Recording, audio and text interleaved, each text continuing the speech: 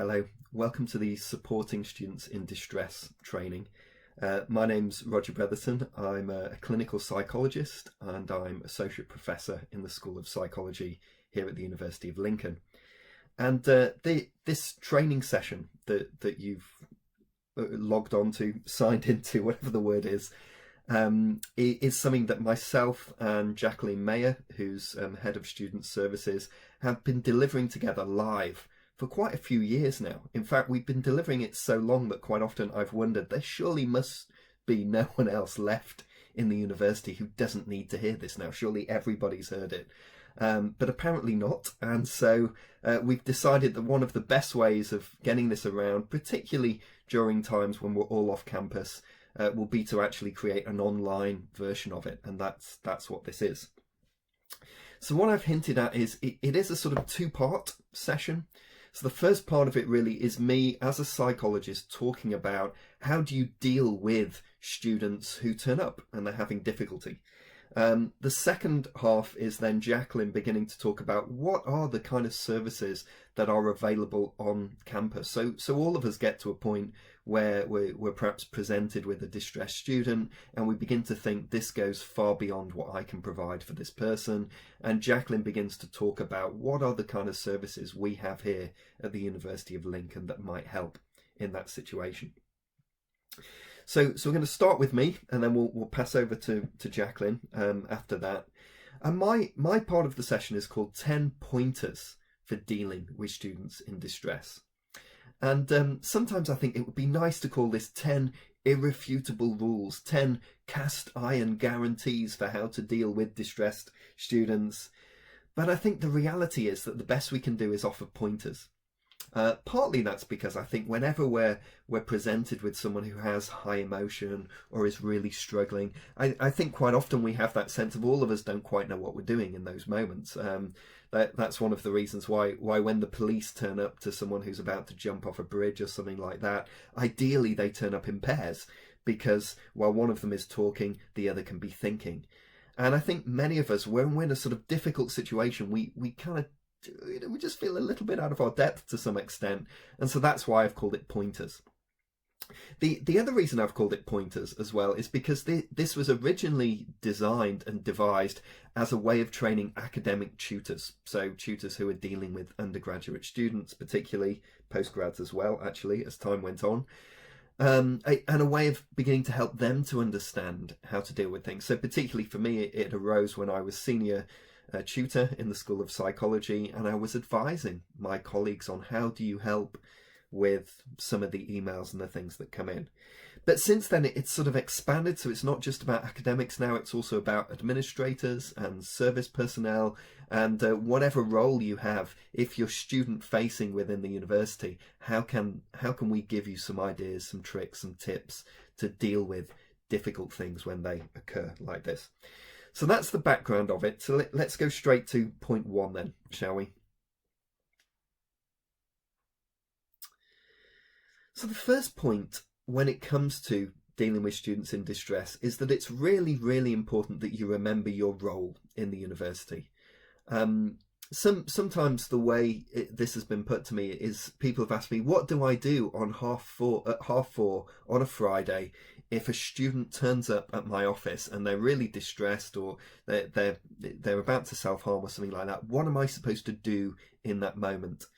Now, I have to say that, of course, that can happen, but generally speaking, my experience is that when a student ends up turning to us out of hours in those kind of ways, sometimes what's happened is that we've got a bit confused about what our role is when we're confronted with a situation like this. So the first point in some ways is almost a negative point. It's kind of saying this is what your role isn't. So you have to remember that you're not a student's counsellor. You're not their key worker. You're not their mental health advisor, unless that's the title and your role in the university. The other thing to keep in mind as well is that you even if you're trained in those things, like I know people like me, there's many people in psychology, many people in nursing, many people in social care, many people in medicine who probably are trained to deal with people in that kind of situation. But from my point of view, when it comes to a student, particularly if you have a relationship to them as an academic, let's say, it's really not a great idea to, on one hand, be their sort of key worker when it comes to helping them with their mental health or whatever emotional issue they're facing, and then also be marking their essay a few weeks later. You know, that's a sort of conflict of interest from my point of view. So the first thing I would say in terms of being clear about your role is just make sure that you know that when it comes to your role in the university, your job is not to be their key worker. So just as the same, you know, as I might be saying in a health and safety briefing, you know, we don't teach people to be firefighters when it comes to fire occurring. This isn't a training about how you can be a good counsellor or a key worker for someone with mental health problems. But then the flip side of that is that you should know that if a student is coming to you, you probably have some powers that are really, really helpful to people who are going through emotional difficulty. So for me as an academic, if a student turns to me and they're really struggling or they're stressed or things have gone on at home or something like that, some of the powers that seem quite minor actually can make a big difference. So helping them know how to get an extension, or when to defer, or seek extenuating circumstances, or things like that. Those are actually really, really important things I can do. And even if you're in accommodation or student support or in an administrative role, you will still have capacities or knowledge or ways of advising that can really help students even when they're distressed. So you might not be able to help them with, if it's a mental health problem, or directly with the things that are distressing them, but nevertheless you might have quite clear, practical, concrete powers that you can use to help students in those moments. And I certainly have to say that for me, I love graduation each year, because in graduation I see students cross the stage, having succeeded, who basically the only thing that helped them complete their final year was the fact that they got an extension at the right time, or they got the extenuating circumstances that allowed them to write their dissertation from their hospital bed or something like that. And that happens every year. And even though those powers don't feel like very much, you have to keep in mind that you do have expertise that can be really, really helpful to students. And it's worth keeping that in mind. Now, in a moment, we'll get to how do you deal with students who appear face-to-face, because for some of us, that's the primary way that students appear to us. But to begin with, I'd like to talk a little bit about what happens when the first contact you have with a student is by email.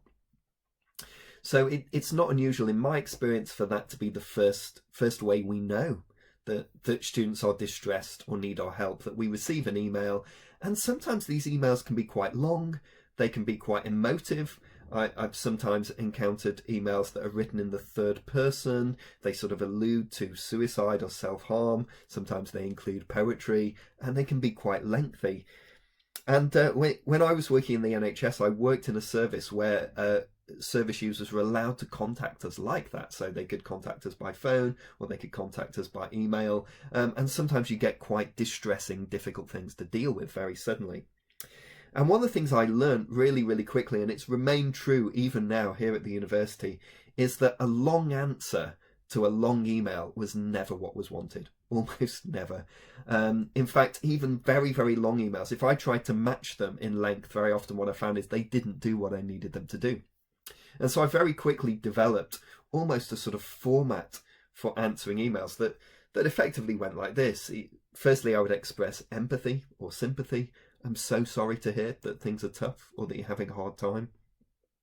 Secondly, I would perhaps point to some guidance. So I might say, you do know that the Student Wellbeing Centre is open. Here's the drop-in times. We'll get to that in a moment. Or I might say, remember that the medical centre is there. So first, empathy, some sympathy, some compassion. Secondly, a bit of guidance. And then thirdly, just something about what my role would be. Now, my role here as an academic might be, if this is really influencing your studies, please arrange to come and see me during my drop-in times. Or it might say something like, if you need to talk about how this influences your current essay, come and have a talk. So what I'm doing really is I'm being kind, and I'm pointing them to the right people to help them, but I'm also being clear about what my role is in terms of where I can help them. And what I've found is there's almost no email I've received where that isn't the right response. If someone's being distressed or they're finding life difficult, that sort of be kind, signpost to appropriate services, let them know what your role is. That seems to be a really, really good way to respond, even if the email is long. Because if you try and match the length of their email, you start thinking, well, if I say that, they may think this, and then if they think that, I better correct them. And before you know it, you've written pages and pages and pages just trying to make sure that you've covered all the bases. And actually the reality is you're still not sure when you're finished. So a short, quick, kind, practical email is probably the best way to respond when those things occur. Let me just have a quick sip of coffee for a moment. Now the next thing to say, point 4, is that if a student appears and they are distressed, very often when they first arrive, they are in a very high emotional state. So sometimes students will be crying, sometimes they would just look blanched and scared, sometimes they're in some kind of state of agitation. And one of the things to keep in mind is, to begin with, if someone is in that emotional state, they're not going to be able to problem solve. They're not going to be able to talk to you properly and make sense of it. So I would say the first thing you do when you encounter a student like that, maybe that they've appeared without warning at your office or at the reception desk, the first thing to do is actually to manage that high emotion. So note it, just say, I can see you're feeling really upset.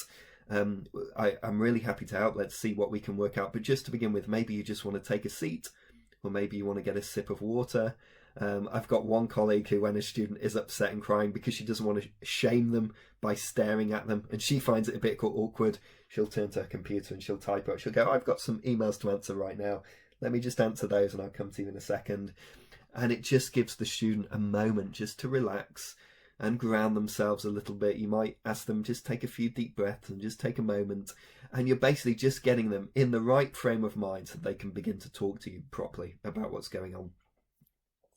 I mean, keep in mind that basically, if you think that we all have a sort of window of tolerance within which we can think and feel at the same time, and if our emotional state goes too high, we go out of that, and then suddenly all we can do is panic, and we can't really sort of tolerate and hold ourselves in the space anymore. And what you're trying to do with the student is just get them to the point where they can start to talk to you and can begin to help you work on whatever the problem happens to be. So then, number 5, having got them to the point where they can begin to talk, then the next thing to do is help the student solve their problem. Because one of the temptations, I think, when a student presents with a problem is to leap in and be heroic and try and solve everything for them. Whereas actually the best conversations are really ones where you start to help them to solve their problem. So some people have discussed that the kind of period of life that many of our students are in, from roughly 18 into their 20s, as the period of adulting, that period where they're becoming adults. And part of becoming adults is helping them to solve their own problems. So, okay, they don't like their tutor group, I can jump in and I can try and change that for them. But it's probably best to say, well, actually, in life, you're going to find yourself in all kinds of teams, workplaces that you don't like, or you don't like your boss, or you don't get on with people, and that's life. Let's talk about all the different ways we could help you kind of work with that. You know, maybe there's other things you can do, connections you can make, an email you need to send to your tutor. Who knows how you could solve it, but let's talk through all the different ways you could deal with that. Sometimes I've found even that students, it hasn't even dawned on them that they're sort of a bit intimidated. It hasn't dawned on them they're allowed to email members of staff and tell them what's going on. So sometimes I have literally got them to log onto the computer, and I've just sat next to them while they've sort of written out an email to the member of staff, just to check that it sounds polite and it sounds correct and it's clear in terms of what they're asking for.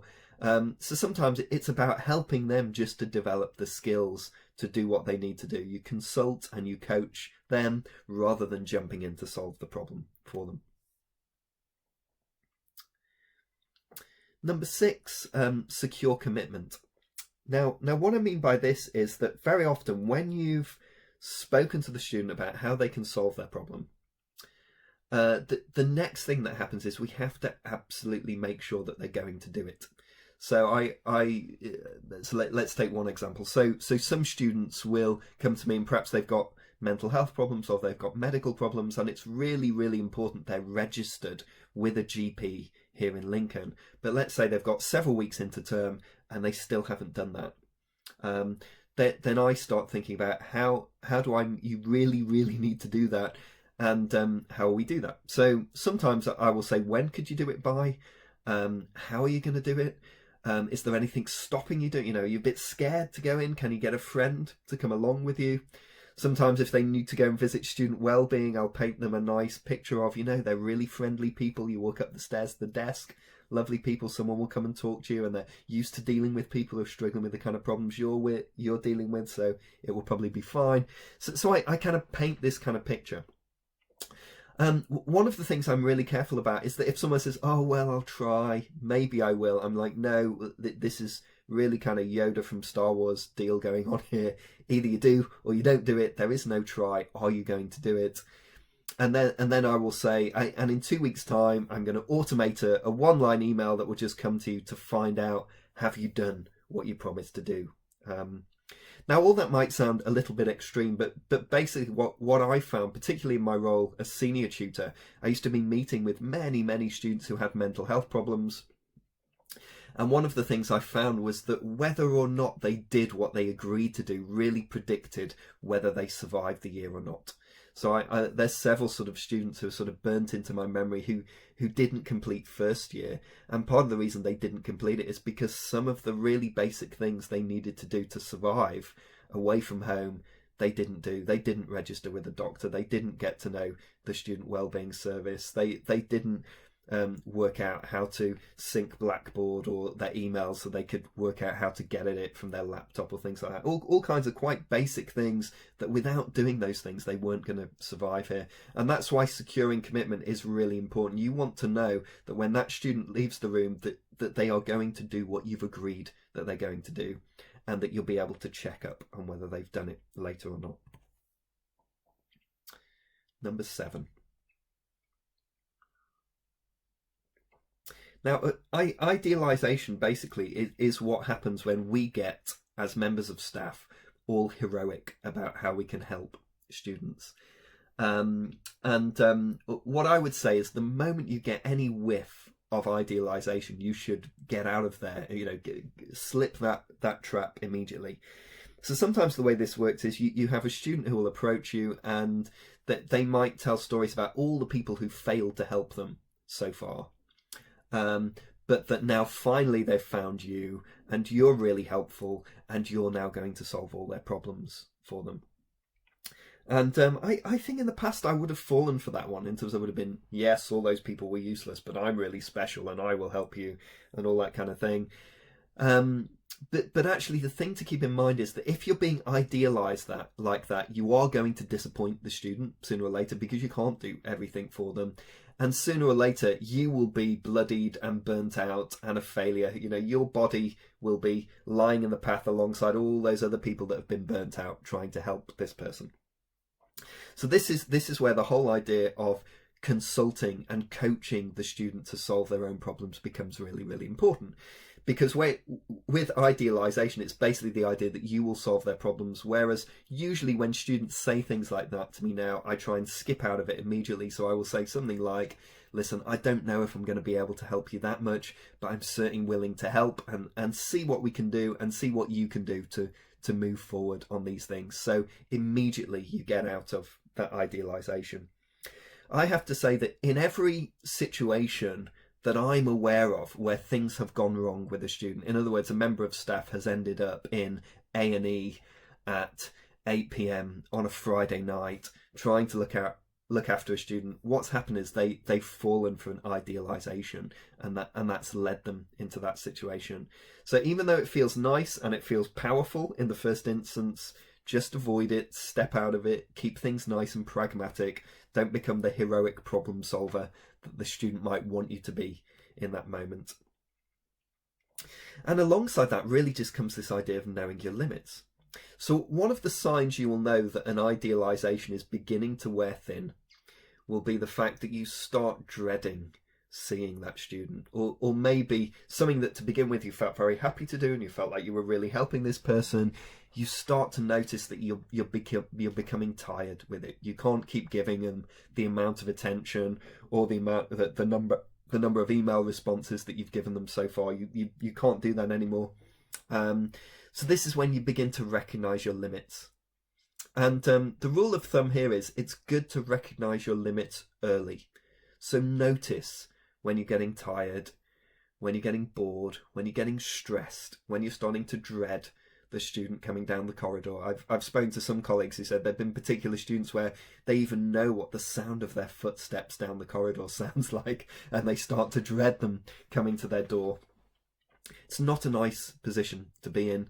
And this is the point where usually if you've struggled to kind of recognise that limit, this is the point at which to pull in other people. So whether it's the senior tutor in your school, or whether it's a manager, or even just a colleague, really just to talk through what's reasonable with that student. Sometimes in psychology, when we've had students who are quite demanding like that, one of the things we've done is everyone who has a close relationship with that student, whether dissertation tutor, personal tutor, people who are leading research groups with them or things like that, we'll just get together and just decide what's reasonable. Let's agree together what's reasonable that we can offer this student, and where do we need to draw the line and set some good boundaries in place.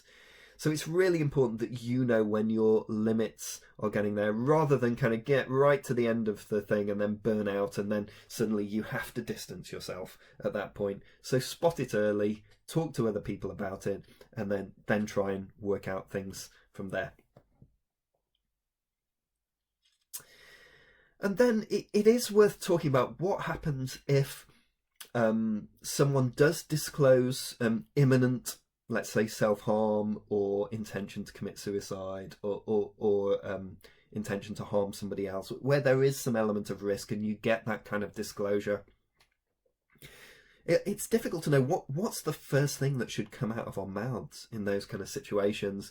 And I would say the first thing out of your mouth should just be a clear message from you that really says something like, I really don't want you to do that. So whatever it is, and it sounds dangerous and it sounds risky, the first thing you can say is, I don't want you to do that. And the reason I would say, I mean, it sounds so simple, doesn't it? But the reason I would say you should do that is, firstly, you know that you've said it. So you go home knowing that you responsibly said what needed to be said. Occasionally, believe it or not, a simple message like that can sometimes be enough to stop people going ahead. So when I think back to, some of the wards I've worked on the NHS, there were moments where I would encounter people who had a knife to their wrist or to their throat, and simply me saying really clearly, stop doing that, I don't want you to do that, could sometimes be enough just to distract for a moment for us to diffuse the situation. Doesn't always work, but sometimes it can even be enough just to kind of put in that sort of check, that balance that lets people know that you don't want them to do whatever they're about to do. But then obviously we need more than that. And this is where one of the ways in which being here at the University of Lincoln, it is a real privilege, in terms of we do have a really, really good support network for students here. That's very, very, very good, which means that one of the things that will be available through this training is a flowchart that tells you what are the various services that are available to you. But the thing to keep in mind here is that sooner or later, all of us find ourselves out of our depth. And at that point, we do have to signpost students elsewhere. So it could be that you have a student who's saying, I'm going to commit suicide, let's say, and you say, I don't want you to do that. You get them to take a seat somewhere nearby, maybe in your office or just nearby where you keep an eye on them. And you say, I just need to make a phone call. And then taking the flowchart that we have, you just pick who do you phone. It could be that you're picking it up to the Student Wellbeing Centre. That it could be that it's the medical centre you're talking to. Outside of hours, so let's say you're working outside of hours and something like this happens. Very often in those moments, all of us are in the same boat. So it doesn't matter whether you're student wellbeing or an academic or service or admin staff. We're all in the same boat, which means that a lot of the time, if it's dangerous, we're phoning the police or an ambulance, or we're calling security here on campus. But all those details, all those numbers are there in that flowchart for you to take a look at. But that's kind of where these things end, really, is ultimately all of us sooner or later have to go, right, I need to look elsewhere and I have to find some help. And in a moment, Jacqueline will talk to you about all the different ways in which you can gain help and all the different services we have here at the University of Lincoln that could help you with that. So there you go. Those are the 10 pointers for dealing with students in distress. I hope you found those helpful. Certainly they're the ones I tend to follow and tend to find them quite useful. As Jacqueline will tell you in a minute, it's not just academics and other people that actually sometimes student services use these kind of approaches as well. So I'll finish there and I will hand you over to Jacqueline now.